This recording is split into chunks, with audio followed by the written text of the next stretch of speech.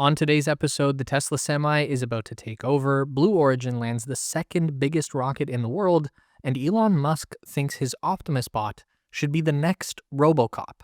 This is Tesla's brand new manufacturing plant for their electric semi-truck.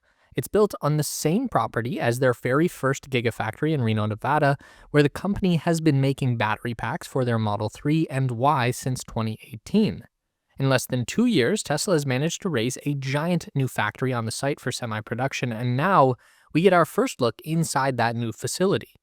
We know that Tesla will be expanding the production of their in-house developed 4680 battery cell to power an updated version of the electric semi-truck.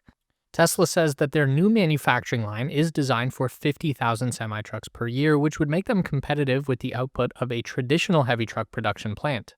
For example, if we look at the American truck maker Peterbilt, their biggest factory is located in Denton, Texas, and it makes about 60,000 heavy trucks per year, with the company selling a total of around 300,000 units per year in the US and Canada.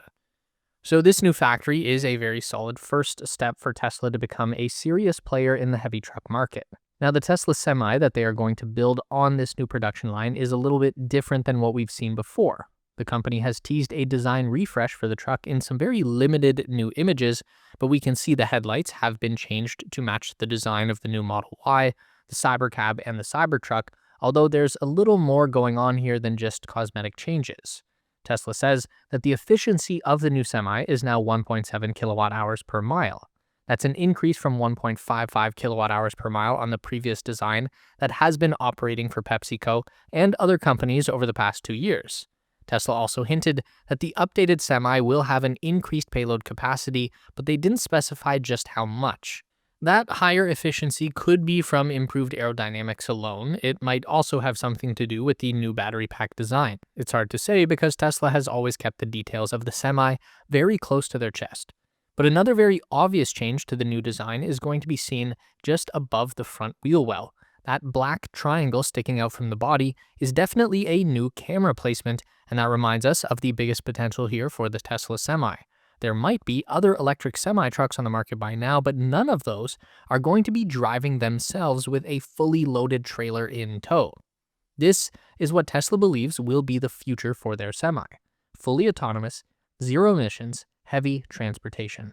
In theory, that means cleaner air, safer roads, and a more abundant supply of cheaper goods. So, huge if true.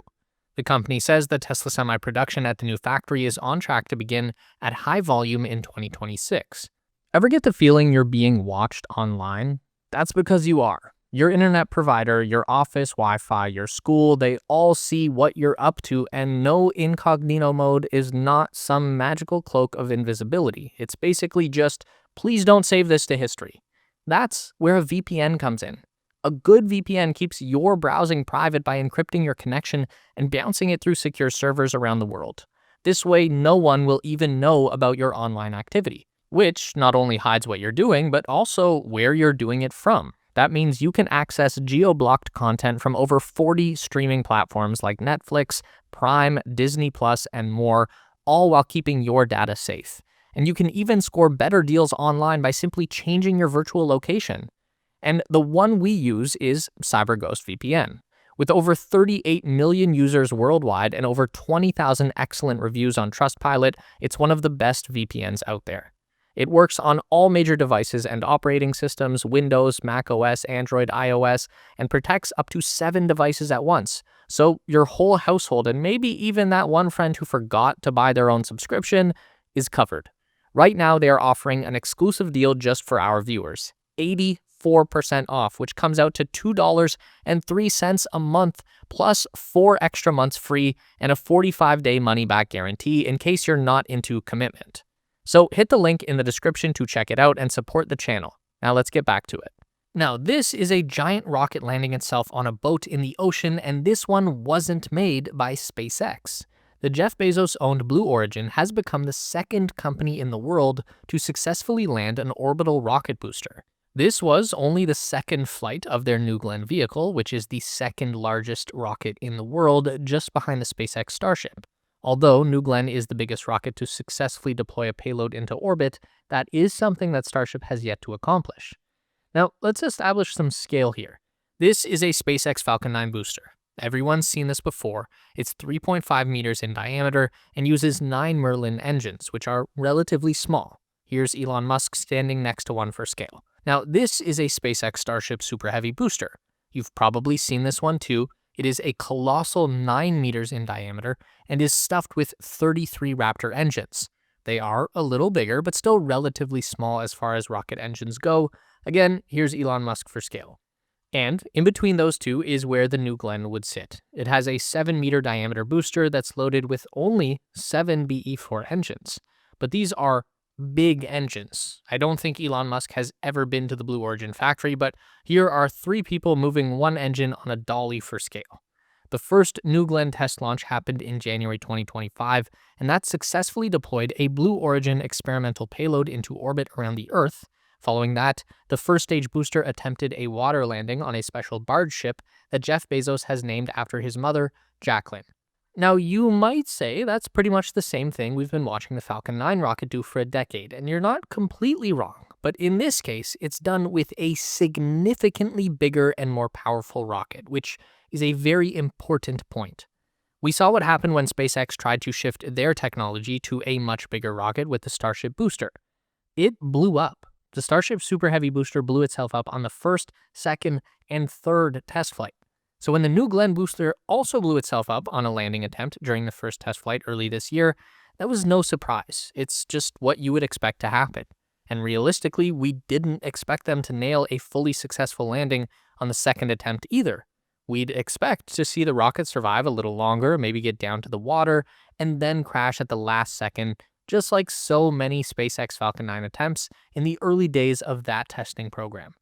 But what we saw was actually pretty spectacular.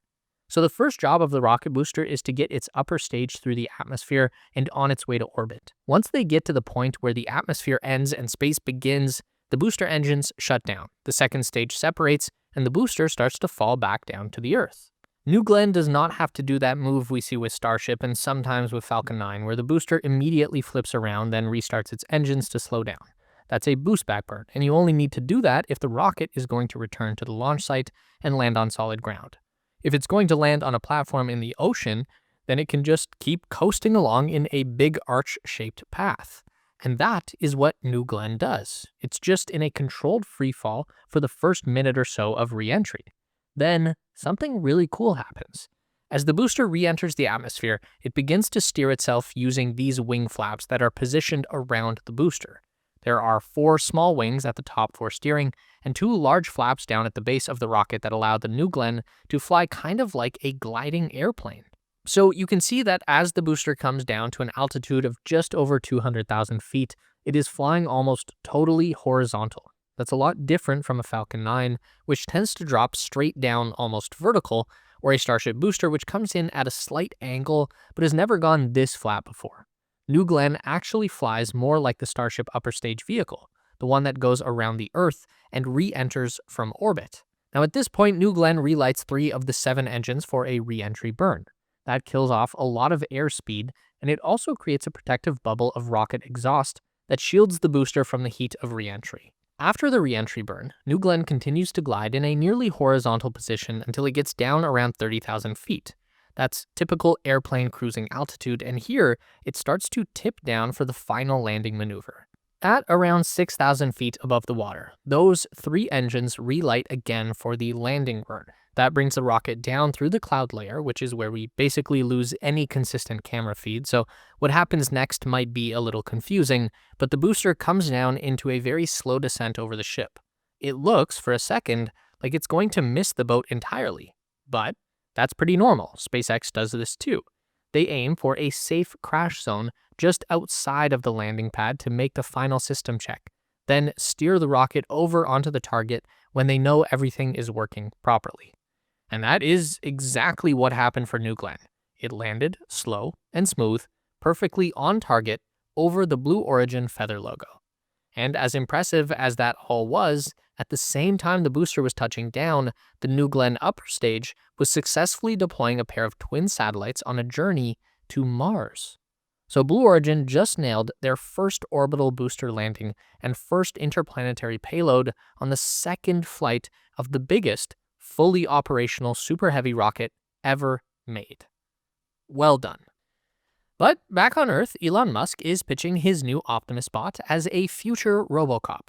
Elon has already made no shortage of optimistic predictions for the Tesla bot, basically saying that it will replace all human labor, which will end poverty and usher in a new golden era of prosperity for all.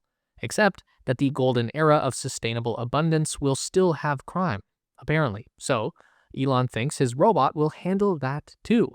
During his thank you speech to Tesla shareholders after they approved his trillion-dollar compensation plan, Elon said that Tesla's robot could be the future of law enforcement, arguing that Optimus could just follow people around and remind them not to break the law. Let's let Elon try and explain this in his own words. If somebody's committed crime, a more humane form of containment of future crime, which is if you say, like, you now get a free Optimus, and it's just going to follow you around and stop you from doing crime. But other than that, you get to do anything. It's just going to stop you from committing crime. That's really it. You don't have to put people in like prisons and stuff.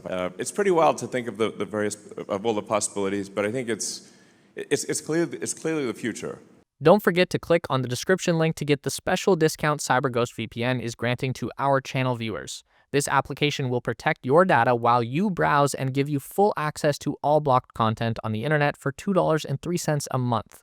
Totally risk-free, so check it out, link in the description.